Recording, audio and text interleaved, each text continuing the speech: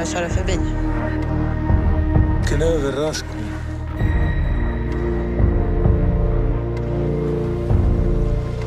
När jag var liten trodde jag att jag var något speciell.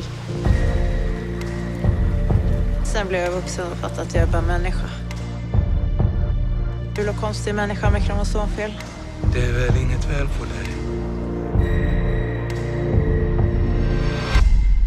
Det är mycket du inte känner till.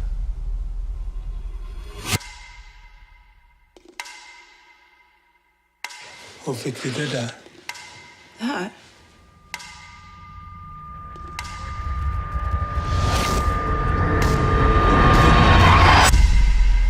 Vem är jag?